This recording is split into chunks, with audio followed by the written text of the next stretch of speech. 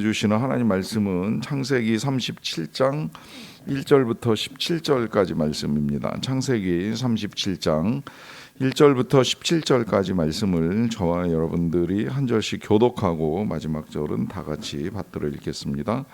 야곱이 가나안 땅 곧 그의 아버지가 거류하던 땅에 거주하였으니 야곱의 족보는 이러하니라. 요셉이 17세의 소년으로서 그의 형들과 함께 양을 칠 때 그의 아버지의 아내들 빌하와 실바의 아들들과 더불어 함께 있었더니 그가 그들의 잘못을 아버지에게 말하더라.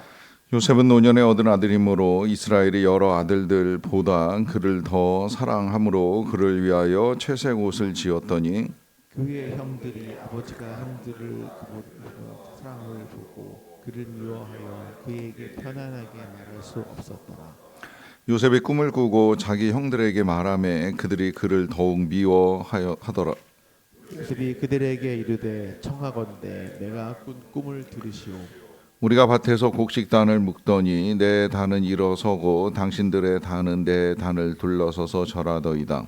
그의 형들이 그에게 이르되 내가 참으로 우리의 왕이 되겠느냐, 참으로 우리를 다스리게 되겠느냐 하고 그의 꿈과 그의 말로 말미암아 그를 더욱 미워하더니 요셉이 다시 꿈을 꾸고 그의 형들에게 말하여 이르되 내가 또 꿈을 꾼즉 해와 달과 열한 별이 내게 절하더이다 하니라. 그가 그의 꿈을 아버지와 형들에게 말하매 아버지가 그를 꾸짖고 그에게 이르되 내가 꾼 꿈이 무엇이냐, 나와 내 어머니와 내 형들이 참으로 가서 땅에 엎드려 내게 절하겠느냐. 그의 형들은 시기하되 그의 아버지는 그 말을 간직해 두었더라. 그의 형들이 세겜에 가서 아버지의 양떼를 칠 때에 이스라엘이 요셉에게 이르되 네 형들이 세겜에서 양을 치지 아니하느냐, 너를 그들에게 보내리라. 요셉이 아버지에게 대답하되 내가 그리하겠나이다. 이스라엘이 그에게 이르되 가서 내 형들과 양떼가 잘 있는지 보고 돌아와 내게 말하라 하고 그를 헤브론 골짜기에서 보내니 그가 세겜으로 가니라. 어떤 사람이 그를 만난즉 그가 들에서 방황하는지라. 그 사람이 그에게 물어 이르되 네가 무엇을 찾느냐. 그가 이르되 내가 내 형들을 찾아오니 청하건대 그들이 양치는 곳을 내게 가르쳐 주소서. 같이 읽습니다. 그 사람이 이르되 그들이 여기서 떠났느니라. 내가 그들의 말을 들으니 도단으로 가자 하더라 하니라. 요셉이 그의 형들의 뒤를 따라가서 도단에서 그들을 만나니라. 아멘. 부모는 자녀를 사랑합니다. 자녀를 사랑하지 않는 부모는 없다고 생각을 하는데요. 문제는 이 사랑을 이제 우리가 어떻게 표현을 하느냐, 이 부모 나름대로 이 사랑을 표현하는 방식들이 각기 다 다를 수 있다고 생각을 합니다. 근래에 부모들이 자식들을 위해서 좋은 것을 먹이고 또 좋은 옷을 이제 입혀서 잘 키워보고 싶은 마음들을 가지고 있다고 생각을 합니다.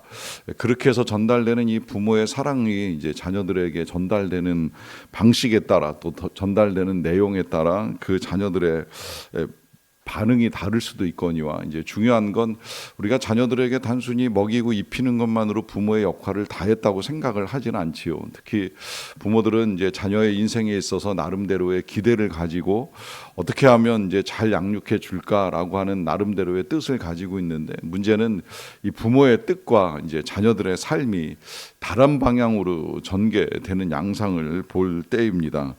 그와 같은 모습은 이제 이 오늘날에도 나타나지만 과거에도 다르지 않다고 생각을 하는데요.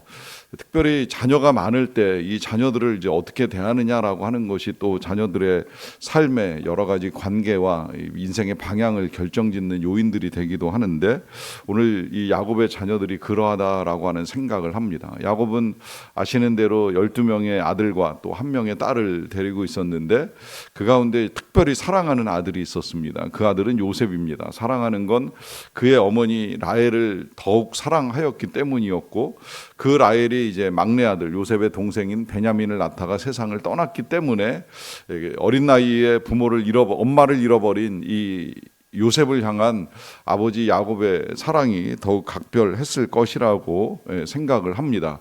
할 수만 있다면 좀 더 좋은 것을 해주고 싶은 이 아버지의 마음은 다른 것보다도 그에게 이 옷을 특별하게 입히는 것으로 이제 더욱 사랑을 표현을 했다고 여겨지는데요. 요셉 개인에게 있어서는 아버지로부터 특별하게 이제 옷을 받고 입게 되는 것이 자랑일 수도 있고 뭐 자부심이 될 수도 있을지는 모르겠지만 형들에게 있어서는 이제 이것이 굉장한 이제 미움과 시기를 불러오는 일이지요. 왜냐하면 자기들은 늘 똑같은 옷을 입고 양떼를 치는 일이 주업이었었고 그게 그들의 삶의 전부였는데 뭔가 자신들과 다른 옷을 입고 아버지 가까이에서 아버지의 사랑을 독차지하는 것처럼 보이는 이 동생을 보는 형들의 마음은 이제 절대 편할 수가 없었기 때문입니다. 그런데 미움은 여기에서 그치지 않고요.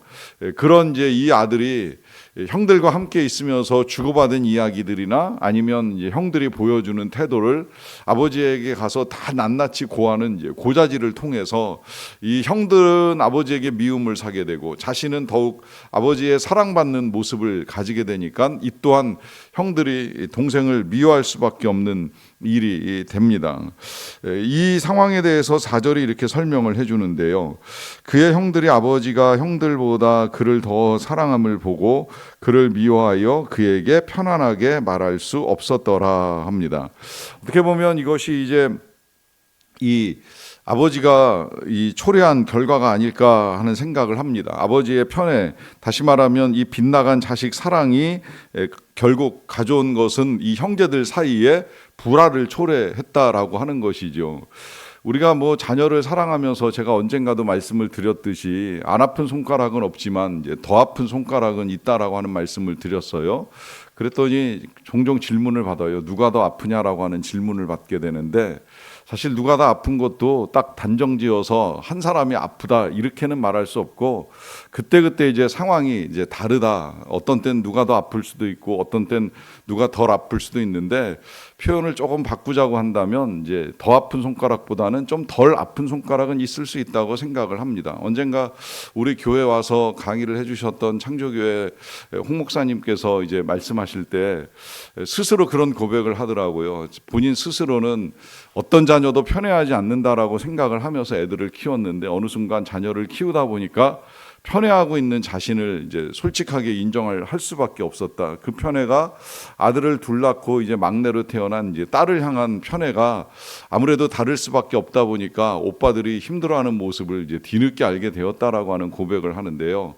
제가 목회를 하면서 이제 이 경험을 해보니까 보통 그런 경우에 이제 아버지들이 막내로 태어난 딸을 사랑하고 거꾸로 딸 둘의 아들이 태어나면 대개 이제 엄마들이 이 막내 아들 끔찍하게 이제 아끼는 걸 이제 종종 볼 수 있잖아요. 그런 경우에는 또 그 둘째로 태어난 딸을 사랑하는 아버지의 특별한 사랑 받는 경우도 이제 종종 보게 되는데요.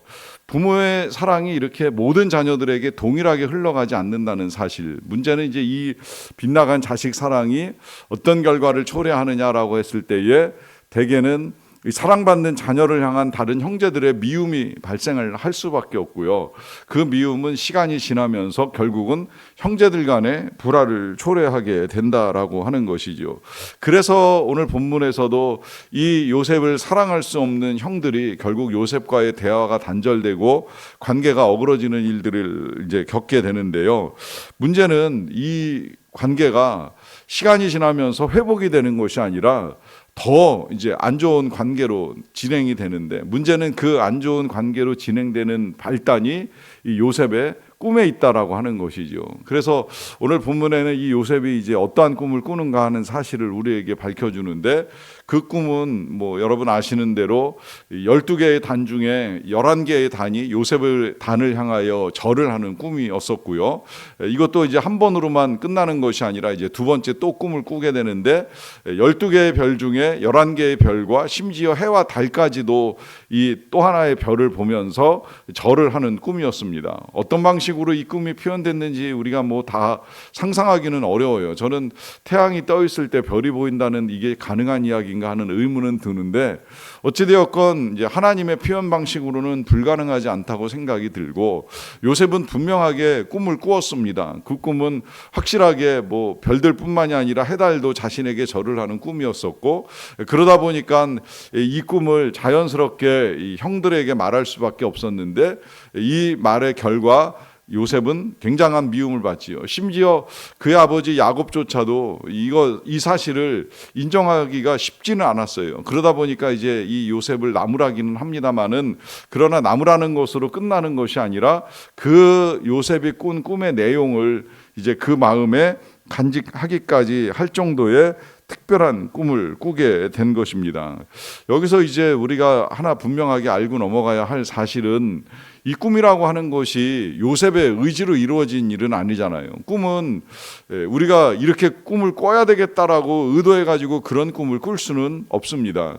이 꿈은 분명히 이제 하나님께서 주신 꿈이고요. 그렇다고 해서 우리가 꾸는 모든 꿈들이 다 하나님께서 주시는 꿈은 아니지만 많은 경우에 우리 하나님께서 꿈을 통하여 우리에게 계시를 하신다는 사실을 부정을 할 수는 없습니다. 특별히 야곱이 이 꿈을 이제 자신의 마음속에 간직한 이유는 그도 젊은 나이에 처음으로 하나님을 만나는 일이 꿈속에서 시작이 되었지요. 성경상으로 보면 그가 처음 하나님을 만나는 사건은 베델에서 혼자 밤을 지새울 때에 이제 꿈속에서 하나님이 나타나셔서 천사들이 사다리를 오르내리는 가운데에 하나님이 그에게 말씀하시는 것을 듣는 것으로부터 그의 이제 인생의 변화가 시작이 되었는데 그러다 보니까 그가 요셉이 꾼 꿈도 그냥 흘려보내고 잊어버릴 만한 꿈이 아니라는 사실을 알게 된 거예요. 뭔가 이 꿈에 하나님의 특별한 계시가 있을 것이다라고 하는 나름의 생각을 가지고 이 꿈을 이제 마음에 담아두게 됩니다. 문제는 이 꿈의 결과 요셉은 형들로부터 이제 더욱 많은 이제 미움을 받게 되었다라고 하는 것이고요. 그것이 이 형들로부터 미움을 받든지 아니면 아버지로부터 사랑을 받든지 이제 이루어 가시는 하나님의 뜻이 있다라고 하는 사실을 우리가 분명하게 알게 되고요. 문제는 이 꿈을 꾸고 난 다음에 하루아침에 요셉의 인생이 달라지거나 또 그 꿈대로 어떤 일들이 이루어진 것은 아니라고 하는 것입니다. 이 꿈을 꾸지만 그러나 그 꿈이 이루어지기까지의 시간이 필요한데 그 이루어져 가는 과정 중에 오늘 본문은 특별한 사건 한 가지를 소개해 주죠. 그 사건은 이제 이 요셉의 형들이 양을 치기 위하여 멀리 떠나고 난 다음의 일인데요. 이 도대체 아들들이 길을 떠나가지고 이제 시간이 오래 걸리다 보니까 야곱이 집안에 앉아 있다가 기다림에 이제 지쳤는지 요셉을 형들에게로 보냅니다. 이제 보내서 형들이 어떻게 지내고 있는지 보고 왔으면 좋겠다라고 하는 명령을 내리게 되고요. 이 명령에 대해서 요셉은 주저하지 않고 바로 예 그럼 제가 다녀오겠습니다라는 식의 대답을 하고 이제 집을 떠나게 됩니다.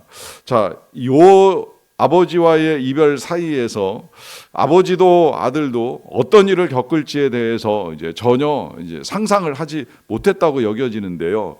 야곱이 길을 떠날 때는 좀 달랐을 것 같아요. 야곱이 길을 떠날 때는 목적지가 정해져 있었잖아요. 삼촌 라반의 집까지 가기만 하면 거기서 이제 라반의 보호 아래 이 야곱이 잘 지낼 것이다라고 하는 이삭과 이 리브가의 어느 정도 기대가 있었는데 문제는 이 지금 요셉이 형들을 만나러 가는 건 그야말로 이제 들판에서 길 없는 들판에서 형들을 찾아 헤매는 상황의 전개입니다. 그러다 보니까 이제 어디에서 형들을 만날지 모르는 상황에서 야곱은 보내고 요셉은 떠나게 되는데 실제로 이 요셉은 중간에 세겜에서 한번 이제 헤매는 일이 있었고 그 세겜에서 만난 귀인 때문에 이제 아마 그들이 도단으로 갔다는 이야기를 듣고 도단까지 가서 형들을 만나는 일을 하게 됩니다.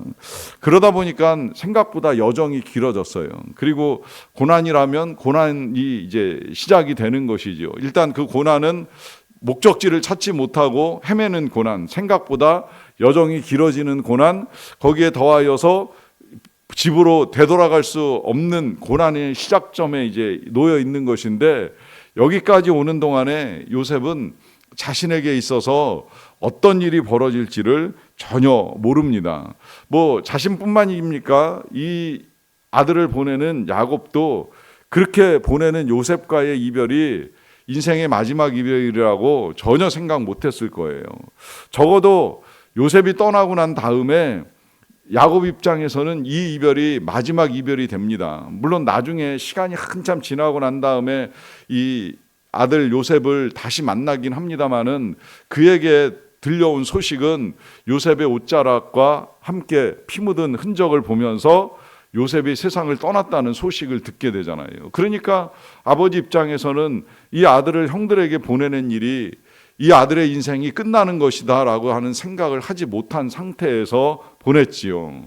그러니 이 이별이 참으로 긴 시간 고통을 가져다주는 이별이 되는데 그 시작점에 지금 이 아버지가 아들을 보내는 일을 한다라고 하는 사실을 하면서도 그들은 이것이 이 만남의 끝이 될 것이라는 생각을 전혀 하지 못했던 거예요. 그러다 보니까 여기에는 굉장히 이제 복잡한 가정사가 또 한 번 이제 얽히기 시작을 하는데요. 자, 이 가정사는 편애도 있고 그 편애에 따른 동생의 형들을 향한 고자질도 있고 또 동생이 형들을 향한 자랑도 있고 꿈에 대한 자랑도 있고 그 자랑들로 말미암아 형들이 동생을 향한 미움도 있고 시기도 있습니다. 그렇게 보면 누구 하나 옳다, 누구 하나 지금 바른 길을 가고 있는 것처럼 보이지가 않습니다. 그런데 문제는 하나님께서 이 가정을 향한 계획을 가지고 이 가정을 인도해 가고 계신다는 거예요. 물론 그 인도하심 속에는 이제 후일에 보시겠습니다마는 형들이 이 동생을 향한 시기와 미움이 극에 달하면서 동생에게 가해하는 일도 있는데요. 그 가해까지 본다면 정말 가정사는 엄청 복잡하게 얽혀 돌아가고 있는 것이지요. 그런데 그 복잡한 가정사 속에서 하나님의 계획, 지금 이 요셉에게 주셨던 하나님의 꿈이 이제 서서히 이루어져 가는 것을 보게 되고요. 그 꿈은 요셉 한 사람만을 세우기 위한 꿈이 아니지요. 이 요셉과 함께 이 12명의 형제들, 더 나아가서 야곱의 가정을 세워나가는 하나님의 계획이 함께 진행되고 있다는 거예요. 그러니까 여기에 이제 하나님의 선한 인도하심을 오늘 이 아침에도 우리가 또다시 보게 됩니다. 여러분들의 가정사는 어떻습니까? 다 평안하고 다 무탈하고 다 행복하십니까? 살다 보면 이런저런 일들이 벌어지잖아요. 뭐 거기에는 이런 시기나 미움이 아닐지라도 어찌되었건 우리의 뜻대로 성장하지 않는 자녀들의 모습, 또 우리의 뜻대로 성장을 시켜가긴 하지만 그들이 겪어나가는 학교와 세상의 여러 가지 일들을 보면 우리의 뜻과는 전혀 관계없는 엄청난 일들이 이 세상에서 벌어지고 있습니다. 그런데 어떠한 일을 겪고 어떠한 일이 벌어지든지 우리의 자녀들을 향한 하나님의 계획, 하나님의 꿈은 변함이 없고요. 그 꿈을 이루어 가시는 하나님의 선한 손길이 있습니다. 우리가 신뢰할 수 있는 건 바로 그 하나님의 사랑입니다. 우리는 그 사랑을 믿기 때문에 오늘도 우리의 자녀들을 위해서 기도하고 또 우리가 소망하는 바들을 위해서 기도할 수 있는 것입니다. 그리고 그 꿈은 이루어질 것입니다. 과정이 어찌 되었든지 하나님이 주신 선한 계획이라고 하면 반드시 이루어진다는 믿음을 가지고 기도하는 가운데에 하나님의 선한 역사를 볼 수 있는 저와 여러분 다 되시기를 간절히 축원합니다. 기도하겠습니다. 사랑과 은혜가 풍성하신 아버지 하나님 감사합니다. 오늘도 하나님의 은혜 가운데 하루를 시작합니다. 어린이날도 지났고 또 어버이날도 다가옵니다. 가정의 달에 가정을 돌아봅니다. 참 여러 가지 일들이 일어납니다. 오늘 이 야곱의 가정에 들여다보면 형제들 간의 시기와 미움으로부터 편애와 고자질 그리고 보냄과 떠남, 방황과 방탕에 이르기까지 수없이 많은 일들이 일어나는 것을 봅니다. 그러나 그 가운데서 선한 역사를 이루어 가시는 하나님의 사랑이 있기에 그 사랑을 신뢰합니다. 그 사랑이 아니라면 우리가 어떻게 여기까지 이를 수 있겠사옵나이까? 또 앞으로도 그 사랑 없이 우리가 어떻게 우리의 인생길을 걸어가며 자녀들을 양육하고 부모님들을 떠나보낼 수가 있겠사옵나이까? 하나님의 그 선하신 사랑, 선하신 인도하심이 있기에 오늘도 우리는 하나님의 선하심을 믿고 기도하며 이 하루를 시작하고 우리 가족들을 축복하고 또 여러 가지 것들을 중보하며 나아갑니다. 하나님, 오늘도 하나님의 선한 능력과 은혜를 나타내 주시옵소서. 선한 역사가 우리의 사랑하는 가족들에게 임하기를 원합니다. 성장하는 모든 어린아이들이 하나님의 축복과 은총 속에서 성장하는 일들을 이루어 갈 수 있도록 도와 주시옵소서. 그리고 하나님의 선하신 인도하심 가운데에 하나님의 뜻을 이루어가는 삶을 살아갈 수 있도록 도와주시기를 간절히 원합니다.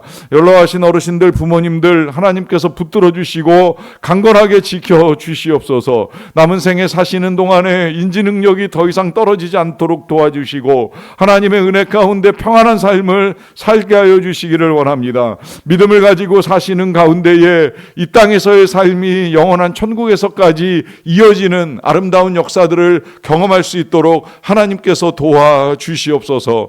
여러 가지 어려움 가운데 기도하는 가정이 있사옵나이다. 하나님 불쌍히 여겨 주시옵소서. 은혜를 베풀어 주시옵소서. 불화하고 다투는 가정이라고 한다면 다시 하나님의 마음으로 사랑과 용서와 화해와 평화의 일들을 이루어 갈 수 있도록 은혜를 베풀어 주시기를 원합니다. 일탈한 자녀들이 돌아오게 하여 주시옵소서. 하나님, 악행으로 말미암아 처벌받는 이 모든 과정들을 통하여서 다시 거듭나고 새로워지고 하나님의 자녀로 변화되고 하나님의 은혜 안에서 머무는 자녀가 될 수 있도록 우리 하나님이 붙들어 주시고 선하게 인도하여 주시기를 간절히 원합니다. 악한 것들을 배우는 일들이 멈추게 도와주시고 이제는 선한 그리스도의 성품과 인성을 닮아 선한 역사에 쓰임받는 자녀가 될 수 있도록 하나님 붙드시고 함께하여 주시옵소서. 여러 가지 사건 사고가 터지는 이 땅에 하나님의 자비가 함께하여 주심으로 다시 정의가 하수처럼 공의가 강물처럼 흐르는 선한 역사들을 이루어 갈 수 있도록 통치자들로부터 국민에 이르기까지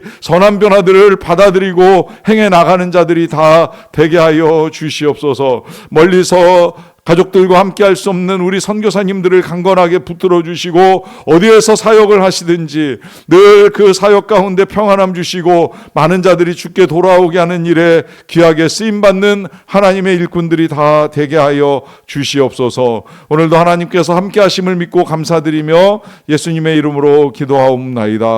아멘. 하늘에 계신 우리 아버지,